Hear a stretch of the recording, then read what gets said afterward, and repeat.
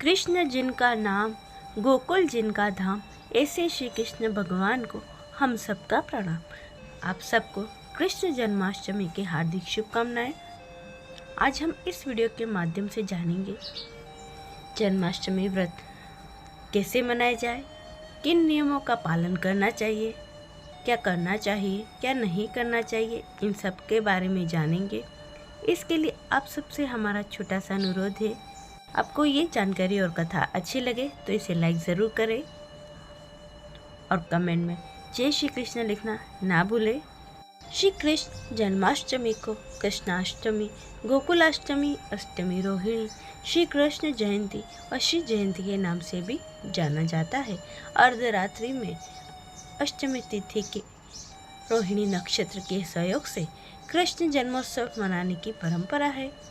भगवान विष्णु के अवतार माने जाने वाले प्रभु श्री कृष्ण का हिंदू धर्म में विशेष महत्व माना गया है। श्री कृष्ण जन्माष्टमी भादो मास के कृष्ण पक्ष की अष्टमी तिथि को भगवान कृष्ण के जन्मोत्सव के रूप में मनाई जाती है। अर्धरात्रि में अष्टमी तिथि और रोहिणी नक्षत्र के संयोग में कृष्ण जन्मोत्सव मनाने की परंपरा है।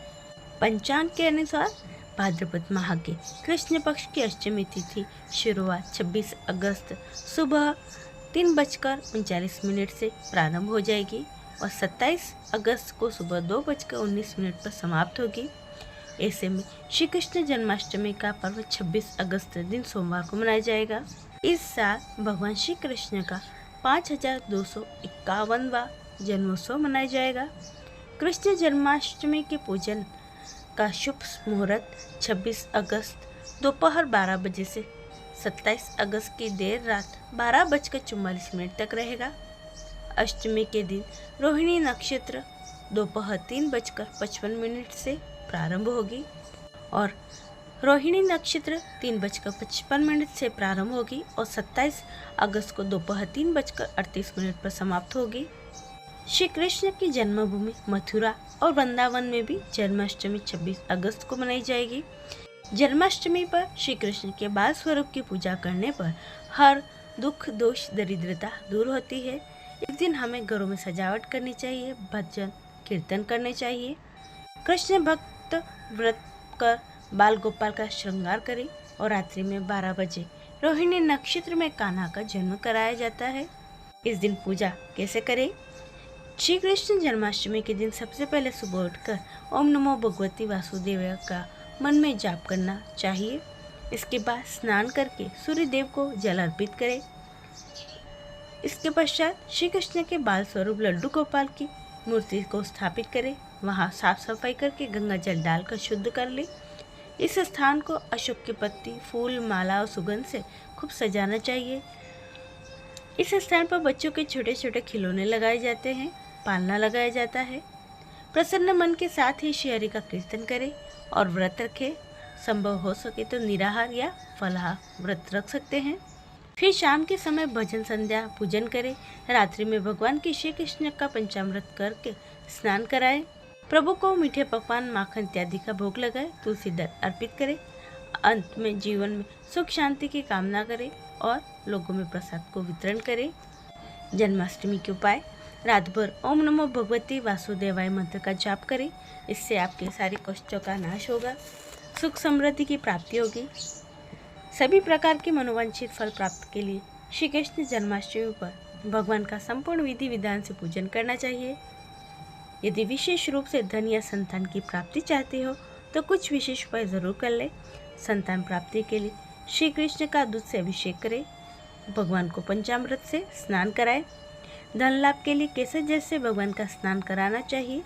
केसर, घी और चंदन उनका लेपन करना चाहिए और रात्रि जागरण करते हुए ओम नमो भगवते वासुदेवाय मंत्र का जाप करना चाहिए। जहाँ नारायण है वही माता लक्ष्मी है। जब नारायण प्रसन्न होते हैं तो देवी लक्ष्मी जरूर कृपा बरसाती है। इस प्रकार के पूजन से मनुष्य को धन लाभ की प्राप्ति होती है। इस दिन हमें क्या करना चाहिए? जन्माष्टमी के दिन व्यक्ति को पूरी तरह से सात्विक रहना चाहिए, ब्रह्मचर्य का पालन करना चाहिए, झूठ, कपट, निंदा, दिखावा, क्रोध, लोभ और मोह से दूर रहना चाहिए। घर में कलश नहीं करना चाहिए। मांस, मदिरा का सेवन से परहेज करे और तामसिक भोजनों को त्याग दे। शांतिपूर्वक प्रेम पूर्वक मौन धारण करके मन में ओम नमो भगवते वासुदेव का मंत्र का जाप करे। रात्रि में भगवान का भजन जरूर करें। इस दिन भगवान श्री कृष्ण के मूल मंत्र का अधिक से अधिक जाप करें।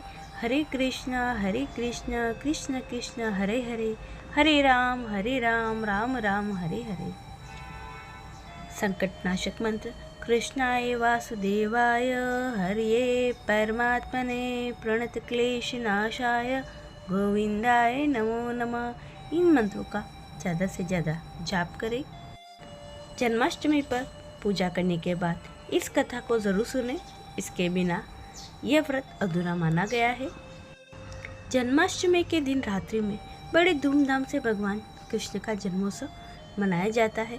इस दौरान कान्हा जी के भक्त विधि विधान के साथ पूजा करते हैं और व्रत रखते हैं। इसी के साथ ही जन्माष्टमी की कथा सुनने का भी विशेष महत्व माना गया है। इससे जातक के जीवन के सारे दुख दूर होते हैं और जीवन में सुख समृद्धि खुशहाली आती है। पौराणिक कथाओं के अनुसार भाद्रपद माह कृष्ण पक्ष की अष्टमी तिथि को भगवान कृष्ण ने माता देवकी की 8वीं संतान के रूप में जन्म लिया था। कृष्ण जी का जन्म मथुरा में कंस के कारागार में हुआ था। माता देवकी राजा कंस की बहन थी। कंस को सत्ता का लालच था। उसने अपने पिता राजा उग्रसेन की राजगद्दी छीनकर उन्हें भी जेल में बंद कर दिया था और स्वयं को मथुरा का राजा घोषित कर दिया था। राजा कंस अपनी बहन देवकी से बहुत ही प्रेम करता था। उन्होंने अपनी बहन का विवाह वासुदेव से कराया था। लेकिन जब वह देवकी माँ को विदा कर रहा था, तभी एक आकाशवाणी हुई कि देवकी का 8वां पुत्र कंस की मौत का कारण बनेगा। यह सुनकर कंस डर गया। उसने तुरंत अपनी बहन और उनके पति वासुदेव को जेल में बंद कर दिया। उनके आसपास सैनिकों की कड़ी पहरेदारी लगा दी। कंस अपनी मौत के डर से देवकी की 7 संतानों को मार चुका था। इसके बाद भाद्रपद माह के कृष्ण पक्ष की अष्टमी तिथि को रोहिणी नक्षत्र अंधेरी रात में भगवान कृष्ण ने जानकी के 8वें संतान के रूप में जन्म लिया। श्री कृष्ण के जन्म लेते ही कोठरी प्रकाशमय हो गई। आकाशवाणी हुई कि विष्णु जी ने कृष्ण जी के अवतार में देवकी की कोख से जन्म लिया है। उन्हें गोकुल में बाबा नंद के पास छोड़ आए और उनके घर एक कन्या जन्मी है, उसे मथुरा लाकर कंस को सौंप दे। आकाशवाणी सुनते ही वासुदेव के हाथों की हथकड़ी खुल गई। सभी पहरेदार सोने लगे। वासुदेव ने एक टोकरी में बाल गोपाल को रखकर सिर पर रख लिया और गोकुल की ओर चल पड़े। कान्हा को गोकुल धाम ले जाने पर वासुदेव को कई मुसीबतों का सामना करना पड़ा। यमुना नदी कृष्ण जी के चरणों को स्पर्श करने के लिए उफान पर आ गई, लेकिन चरण स्पर्श के बाद फिर से शांत पड़ गई। वह कान्हा को बाबा नंद के पास छोड़ आए और गोकुल से कन्या को लेकर वापस लौट आए। जेल अपने आप बंद हो गया और उनके हाथों में हथकड़ियाँ लग गई। कन्या की रोने की आवाज़ सुनते ही पहरेदार उठ गए। कंस बंदीगृह आया। वह कन्या और देवकी और वासुदेव की 8वीं कन्या समझ उसे मारने लगा, लेकिन वह आकाश में उड़ गई और फिर से आकाशवाणी हुई, कंस को मारने वाला अब इस दुनिया में पैदा हो चुका है। बाबा नंद और उनकी पत्नी माँ यशोदा ने कृष्ण जी का पालन पोषण किया। राजा कंस ने कृष्ण जी का पता लगाकर उन्हें मारने की खूब कोशिश की, लेकिन कंस की सारी कोशिशें विफल हुई और कृष्ण जी को कोई मार नहीं सका। अंत में श्री कृष्ण जी ने कंस का वध किया। राजा उग्रसेन को फिर मथुरा की राजगद्दी सौंप दी। इस तरह से जन्माष्टमी की व्रत कथा पूर्ण हुई। बोलिए कृष्ण कन्हैया लाल की जय। ये थी आज की जन्माष्टमी की व्रत कथा। आशा करती हूँ आपको अच्छी लगी होगी। इसे लाइक करें और चैनल को सब्सक्राइब कर लें और कमेंट में जय श्री कृष्ण लिखना ना भूलें। सभी भक्तों को प्रेम भरा राधे राधे।